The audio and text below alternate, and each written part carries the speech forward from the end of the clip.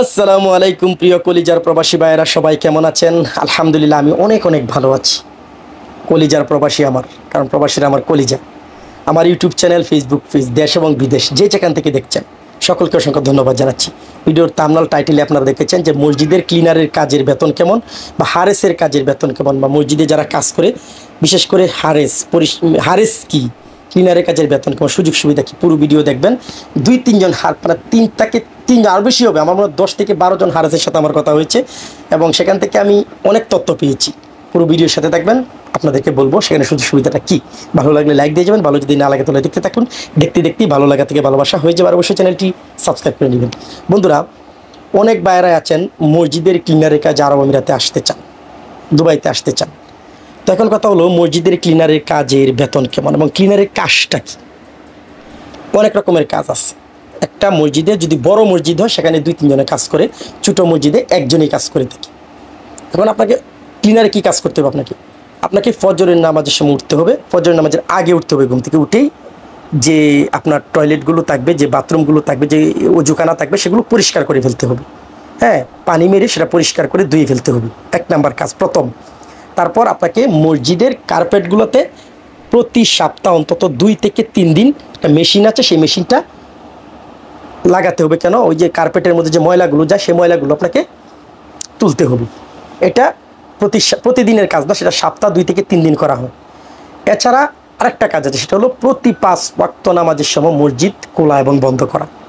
এখন কথা হলো, অনেক ভাইদের সাথে আমি দেখেছি যে ফজরের নামাজের সময় মসজিদ, তবে সবথেকে বেশি হলো ফজরের নামাজ, আপনার যারা ফজরের নামাজের সময় উঠে ক্লিন করার পর যখন আপনার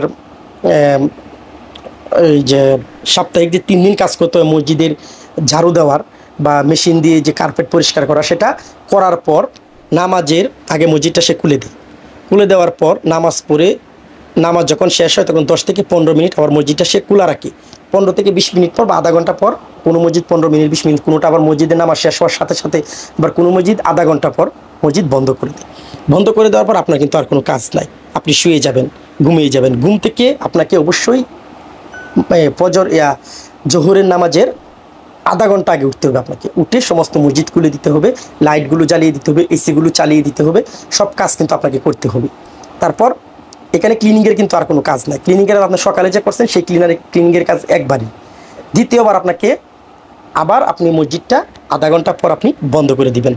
বন্ধ করে দেওয়ার পর আসরের আজানে ঠিক সেম টু সেম আধা ঘন্টা আগে আপনাকে আবার মসজিদ খুলতে হবে, খুলে এসিগুলো চাটতে হবে, কোনো সমস্যা আছে কিনা দেখতে হবে, টয়লেটে কোনো প্রবলেম আছে কিনা, পানির কোনো প্রবলেম আছে কিনা এটা দেখতে হবে, থেকে আবার আপনাকে মসজিদ বন্ধ করে দিতে হবে।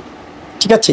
তো অনেক মসজিদ আছে আপনার মাগরিবের সময় যেটা খোলা হয়, সেটা কিন্তু করে একেবারে এশার পর্যন্ত খোলা থাকে। বেশিরভাগ মসজিদে মাগরিবের সময়গুলো এশার পর্যন্ত খোলা থাকে।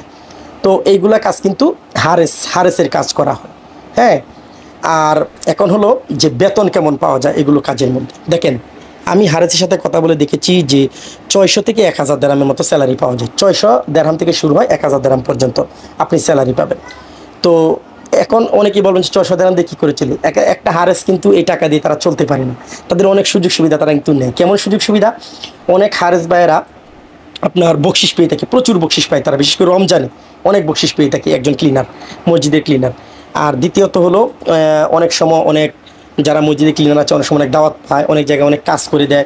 অথবা আপনি যেমন আপনি ফজরের নামাজের কাজ করলেন, কাজ করার পর কিন্তু আপনি জোহরের নামাজের এই মাঝখানে কিন্তু আপনি অনেকক্ষণ সময় পাবেন ঘুমানোর জন্য।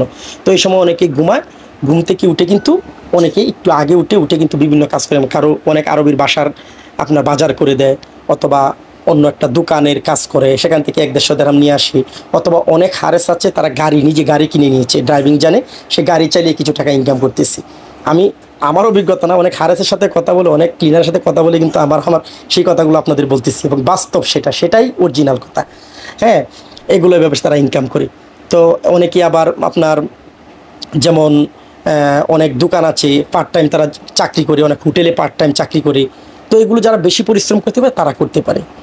তো হারেসের কিন্তু স্যালারি তেমন হয় না, 600 থেকে 1000 দেরহামই সব হারেসের স্যালারি হয়ে থাকে, মানে ক্লিনারের স্যালারি হয়ে থাকে। তাদের এক্সট্রা ইনকামের দিকে ছুটতে হবে, এবং এক্সট্রা ইনকাম করার সুযোগ তাদের অনেক রয়েছে। আশা করছি আপনারা হারেস বা মসজিদে ক্লিনার সম্বন্ধে আইডিয়া হয়ে গেছে। ভালো থাকবেন, সুস্থ থাকবেন, আল্লাহ হাফেজ।